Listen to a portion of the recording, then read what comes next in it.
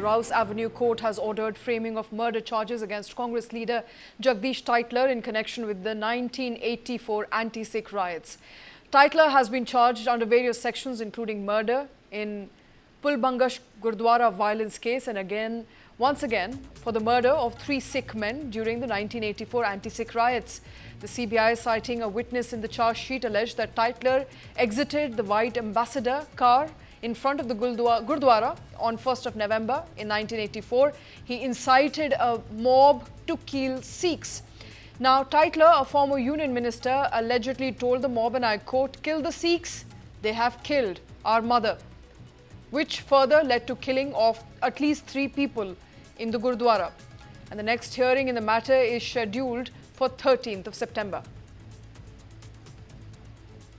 My colleague Piyush Pandey joining us on the phone line. Piyush, what are the charges? Can you run us through the charges that Jagdish Tytler has been indicted for? Yeah, Shweta, the charges are IPC 302 and many other sections implicated by CBI. That is a major setback for Congress leader Jagdish Tytler. The Delhi Rouse Avenue Court has ordered the framing of charges against him in CBI case related to the alleged killing of 3 people in Pulbangash Gurdwara area during the 1984 anti-Sikh riot. In May of last year, the Central Bureau of Investigation filed a supplementary charge sheet against Congress leader Jagdish Tytler. During the proceeding, defense attorney Manu Sharma introduced a video from Doordarshan which cited that aftermath of Indira Gandhi assassination at Teen Murti House, Sharma argued that the footage showed Tytler present at the location on the day in question. This claim was contested by the CBI and senior advocate H.S. Fulka, representing the riot victim. The CBI referenced a statement for Amitabh Bachchan which indicated that the Tytler was not at Teen Murti House for the entire day of November 1st, 1984. Okay. Actually, today that is a major setback against Tytler. That is a very high and lengthy case which is heard by today. Can you hear me? I can hear you. Yes, Piyush. Yeah, today, basically, Central Bureau of Investigation has ordered by Delhi Rouse Avenue Court the framing of charges against him in CBI case. So now the main course of action in the proceeding will be start soon, and the Rouse Avenue Court will heard that matter after the framing of charges in this case, and then the accused, which is framed by court, that will be punished by court in section 302, which is related to killing, and other many of sections like 147, 149, and 109. These are the charges framed by the Rouse Avenue Court against Jagdish Tytler. All right, Piyush, thank you very much. The Delhi High Court, now Delhi Court for that matter, Rouse Avenue Court has reserved order against Jagdish Tytler in the 1984 anti-Sikh riot cases. Perhaps next hearing is when we could look at a quantum of punishment being given to him. The Delhi Court here reserved an order on framing charges against Congress leader Jagdish Tytler in the 1984 anti-Sikh riot cases. And that has resulted in a turmoil in political nexus and political corridors. Let's quickly listen into some reactions that have poured in.